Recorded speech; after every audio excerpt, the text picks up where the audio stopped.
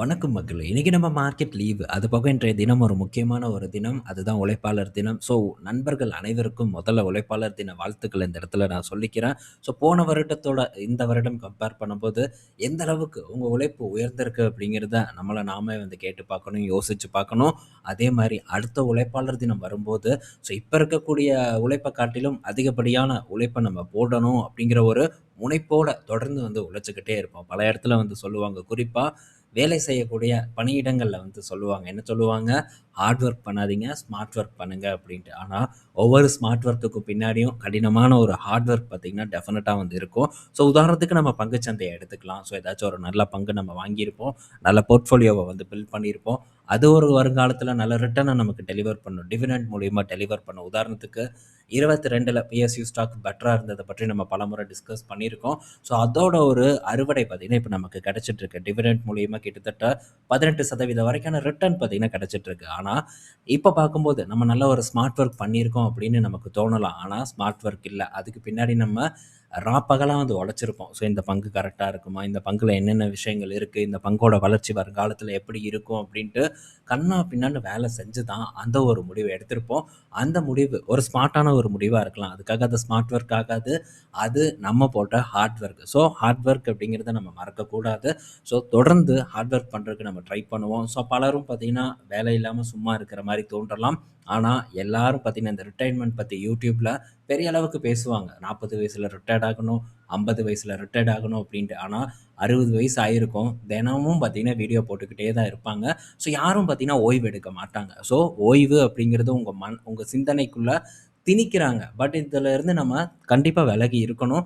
ஓய்வு நம்ம வாழ்க்கையில இருக்கக்கூடாது. தொடர்ந்து பார்த்தீங்கன்னா, ஓடிக்கிட்டே இருக்கணும் அப்படிங்கிறத சொல்லிக்கிறேன். ரொம்ப தூரம் நம்ம பேசியிருப்போம். ஆனா, ஒரு முக்கியமான ஒரு விஷயம், முக்கியமான ஒரு நாள்ல இருக்கோம். இது தேவை அப்படின்னு நான் நினைக்கிறேன். ஸோ இன்னைக்கு பல அப்டேட் நம்ம பார்க்க போறோம். அது போக சில பொதுவான விஷயங்களையும் நம்ம பார்க்க போறோம். ஒண்ணொண்ணா நம்ம டிஸ்கஸ் பண்ணுவோம். சில டிசிஷன் இருக்கு. என்னோட டிசிஷன் அதையும் இந்த இடத்துல ஷேர் பண்ணலாம் அப்படின்ட்டு எடுத்துட்டு வந்திருக்கேன்.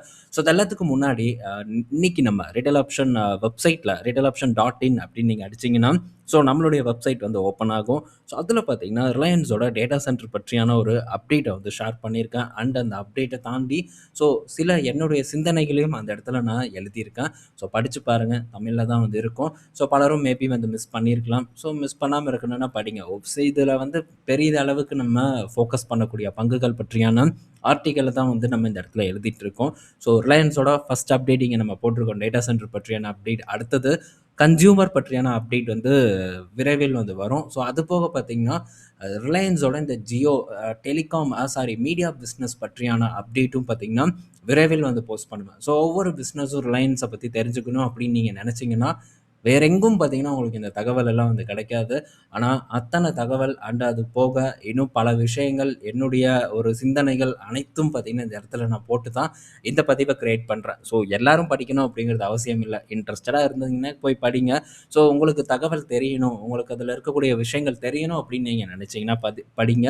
ஸோ இதோட லிங்க்க டிஸ்கிரிப்ஷன்ல குடுக்குறேன். இன்ட்ரஸ்டடா இருந்தா மட்டும் செக் பண்ணுங்க. எந்த விதமான கம்பல்சரியும் இல்ல. அடுத்தது ஸோ ஒரு 2 வருடத்துக்கு முன்னாடி 2024 ஞாபகம் இருக்கும்னு நம்ம நினைக்கிறேன்.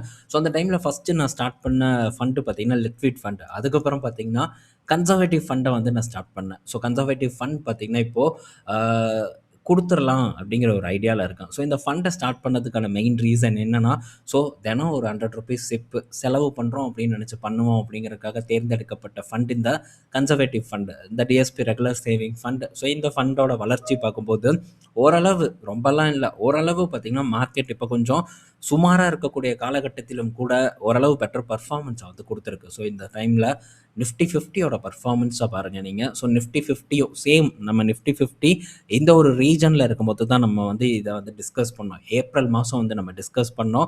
ஸோ ஏப்ரல் பார்த்தீங்கன்னா, ஒரு 15ஆம் தேதி இந்த ஃபண்ட வந்து நான் வாங்குனேன். ஸோ அப்ப இருக்கக்கூடிய லெவலுக்கும், இப்ப இருக்கக்கூடிய லெவலுக்கும் 2 வருஷத்துல பெரிய ஒரு மாற்றமெல்லாம் வந்து ஏற்படல. ஸோ இங்கேயும் பெரிய ஒரு ரிட்டர்ன் எல்லாம் இல்ல. ஸோ தொடர்ந்து ரூ. 100 முதலீடு பண்றதுனால ஒரு நார்மல் ரிட்டர்ன் கிடைச்சிருக்கு. மேபி நான் லம்ப் பண்ணியிருந்தேன்னா இந்நேரத்துக்கு ஒரு 20% ரிட்டர்ன் கிடைச்சிருக்கும் 2 வருடத்துல. ஆனா, ஸோ லம்ப் பண்ணாத ரீசன் என்னன்னா, ஃபர்ஸ்ட் டைம் வந்து பண்ணும்போது ரூ. 58 கிட்ட இருந்தது. இப்போ ரூ. 68 கிட்ட வந்து ட்ரேட் ஆயிட்டு இருக்கு. ஒரு ரூ. 10 கிட்ட பார்த்தீங்கன்னா, ஒரு ஏற்றத்த வந்து இந்த டிஎஸ்பி ரெகுலர் சேவிங் ஃபண்ட் குடுத்துருக்கு. பட் இருந்தாலும் இத நம்ம தினம் சிப் பண்ற ஒரு காரணத்தினால நார்மலான ஒரு ரிட்டர்ன் தான் வந்து கிடைச்சிருக்கு. ஸோ ஒரு 6% பார்த்தீங்கன்னா, ஒரு ப்ராஃபிட் எனக்கு இந்த ஃபண்ட்ல, இந்த கன்சர்வேட்டிவ் ஃபண்ட்ல எனக்கு கிடைச்சிருக்கு. ஓவராலா ஒரு ரூ. 41,900 வந்து முதலீடு பண்ணியிருக்கேன். கரண்ட்டா ரூ.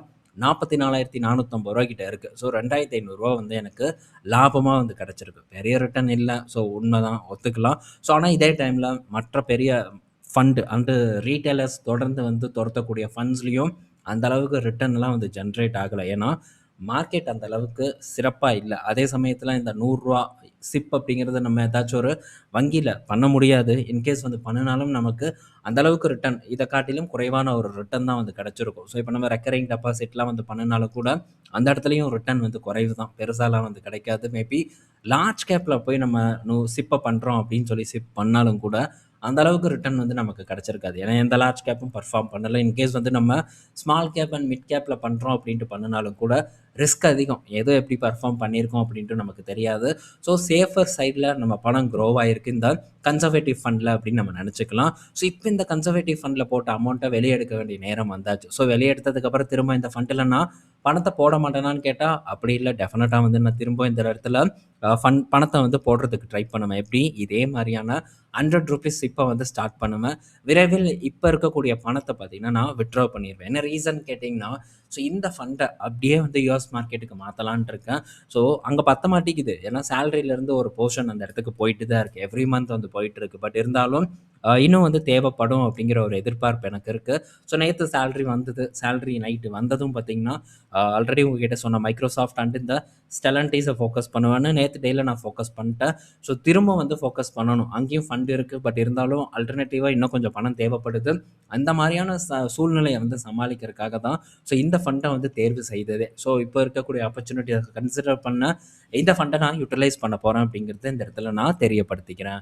ஸோ இந்த ஃபண்ட் ஆரம்பித்ததுக்கான முக்கிய நோக்கம் பலரும் பார்த்தீங்கன்னா டீ கடை, பேக்கரியில் தம்மு டீ அப்படின்ட்டு ₹100லேருந்து ₹200 வரைக்கும் தினமும் செலவு பண்ணக்கூடிய நண்பர்கள் இருந்தாங்க. ஸோ அப்படிப்பட்ட நண்பர்கள் அதை செலவு பண்ணாமல் இதில் போட்டிருந்தா என்ன ரிட்டர்ன் கிடைச்சிருக்கும் அப்படிங்கிறத கண்கூட வந்து உங்களுக்கு காட்டியிருக்கு. ஸோ தொடர்ந்து வந்து நம்ம இதை ட்ரை பண்ணுவோம். இதிலேருந்து எக்ஸிட் ஆனாலும் கூட சரி, ஓகே, இது என்ன இவ்வளோ தானே ரிட்டர்ன் கொடுத்துருக்கு.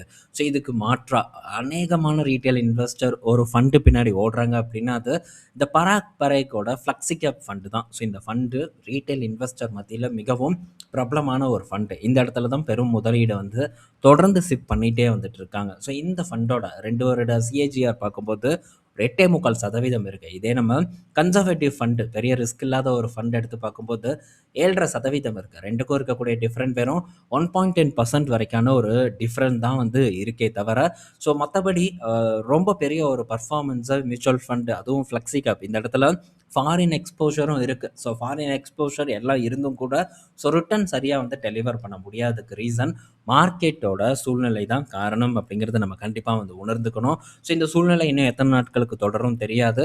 ஸோ பார்ப்போம் எவ்வளோ நாளைக்கு தொடருதுன்ட்டு. பட் அது வரைக்கும் நம்ம பணம் சேஃபாக இருந்து ஒரு டீசெண்டான க்ரோத்தை கொடுத்துருக்கு. அது போக நம்மக்கிட்ட இப்போ ஒரு 40,000, அதாவது கிட்டத்தட்ட 45,000 கிட்ட லம்சம் பணம் இருக்குது. ஸோ இந்த லம்சம் பணத்தை அப்படியே வந்து நல்ல அட்ராக்டிவான ஆப்பர்ச்சுனிட்டி இருக்கக்கூடிய அமெரிக்க பங்குகளில் போடலாங்கிறது என்னுடைய ஒரு டிசிஷன்.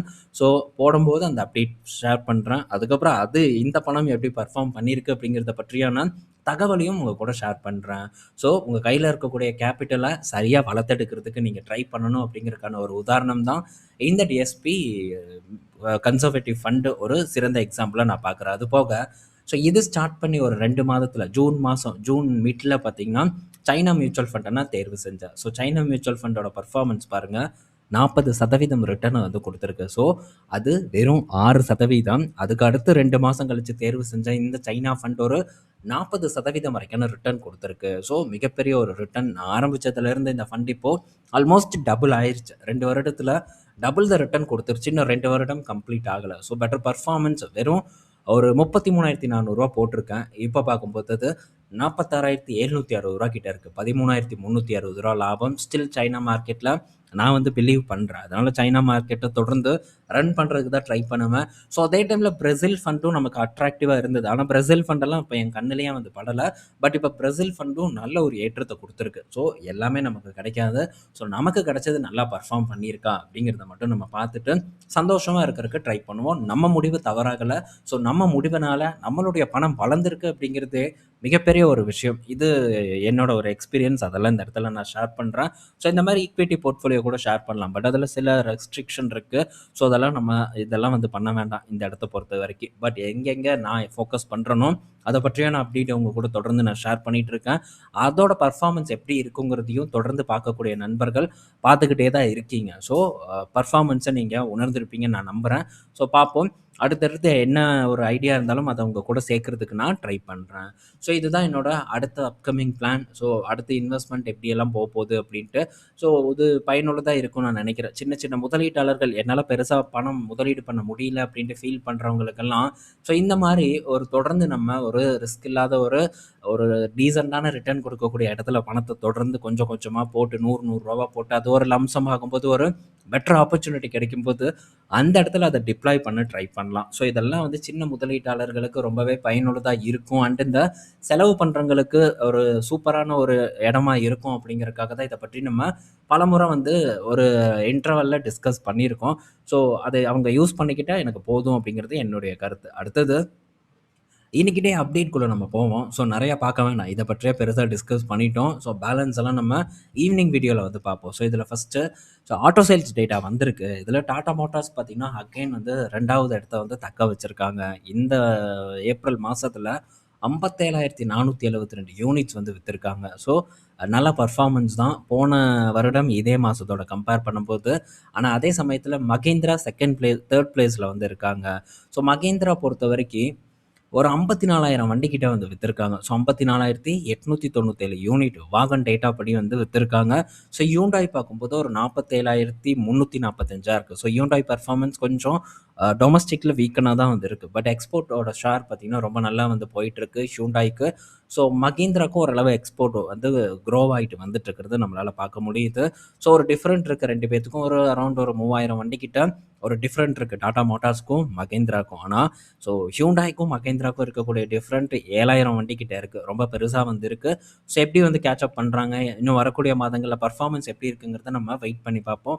அதே மாதிரி இண்டிவிஜுவலாக இருக்கக்கூடிய மாடல்ஸோட பர்ஃபார்மன்ஸ் எப்படி இருக்குன்ட்டும் நம்ம பொறுத்திருந்து பார்ப்போம். இந்த டைம் யார் இடத்த பிடிக்கிறாங்க, எந்த மாடல் பிடிக்குதுங்கிறத வெயிட் பண்ணி பார்க்கலாம். ஸோ மாருதியோடதும் வந்திருக்கு. மாருதி பார்க்கும்போது கம்மியாக தான் விற்றுருக்காங்க. மந்த் ஆன் மந்த் சேல் எல்லாம் டிக்ளைன் தான் ஆயிருக்கு. 1,58,000 யூனிட் வந்து விற்றுருக்காங்க. ஸோ மற்ற நிறுவனங்கள் கூட கம்பேர் பண்ணும்போது 1,00,000 வண்டி அதிகமாக பார்த்தீங்கன்னா மாருதி சுசுக்கி விற்றுருக்காங்க. ஸோ மார்க்கெட் ஷேர் அவங்க கிட்ட தான் இருக்குது. ஸோ அதை கரெக்டாக மெயின்டைன் பண்ணிட்டு வராங்க. பட் மார்க்கெட் ஷேர் டிக்ளைன் ஆகிட்டுருக்கு. ஸோ இன்னும் புது மாடல்ஸ் லான்ச் பண்ணுறதுக்கான முயற்சியில் மாருதி சுசுகி இருக்காங்க. மேபி ஃப்யூச்சரில் பர்ஃபார்மன்ஸு முன்னேறலாம்னு நான் நினைக்கிறேன். ஆனால் அதிகப்படியாக விற்கக்கூடிய வாகனங்கள் பெரும்பாலானவை எஸ்யூவிஸாக இருக்குது. ஸோ இதனால் இவங்களுடைய மார்ஜின் பெட்டராக இருக்கும் இன்னும் வரக்கூடிய காலங்கள்லங்கிறது என்னுடைய கருத்து. அடுத்தது எலக்ட்ரிக் வெஹிக்கிள் செக்மெண்ட்டை பொறுத்த வரைக்கும் 8,500 வண்டியை டாடா மோட்டார்ஸ் இந்த ஏப்ரல் மாதம் விற்றுருக்காங்க. மகேந்திரா பார்க்கும்போது 5,394 யூனிட் விற்றுருக்காங்க. வந்துட்டாங்க பாருங்கள். ஸோ நல்ல க்ரோத்தை மகேந்திரா எலக்ட்ரிக் வெஹிக்கிளில் கொடுத்துட்ருக்காங்க. லேட்டாக தான் வந்தாங்க. ஸோ லேட்டாக வந்தாலும் ஆல்மோஸ்ட் நல்ல ஒரு விற்பனை கையில் வச்சுருக்காங்க. அடுத்தது எம்ஜி பார்க்கும்போது செகண்ட் இடத்துல இருந்தவங்க இப்போது தேர்டுக்கு வந்துட்டாங்க. 4,978 யூனிட்டாக இருக்குது. ஸோ மாருதி சுசுக்கியோட ஈவி சேல்ஸ் எப்படி இருக்குன்னு பார்த்தா குறைவாக தான் இருக்குது. 1,222 யூனிட் விற்றுருக்காங்க. அதே சமயத்தில் வின்ஃபாஸ்ட்டோட சேல்ஸ் பார்க்கும்போது 1,231 இருக்குது. ஸோ வின்ஃபாஸ்ட்டோட பர்ஃபார்மன்ஸும் நல்ல க்ரோத்தை கொடுத்துட்ருக்காங்க. ஸ்டேபிளாக நிலைக்குமாங்கிறத மட்டும் நம்ம பொறுத்திருந்து பார்ப்போம். இன்னும் பல அப்டேட் இருக்குது. ஸோ இந்த ஈவி செக்மெண்ட் எப்படி போயிட்டுருக்கு அதெல்லாம் நம்ம டேட்டா வந்ததுக்கப்புறம் அதை பற்றியான அப்டேட் உங்கள் கூட நான் ஷேர் பண்ணுறேன். ஸோ இந்த வீடியோவில் பல இன்ஃபர்மேஷன் பார்த்துருப்போம். பயனுள்ளதாக இருக்கும்னு நான் நினைக்கிறேன். ஈவினிங் இன்னொரு வீடியோவில் மீட் பண்ணுவோம். பாய் மக்களே.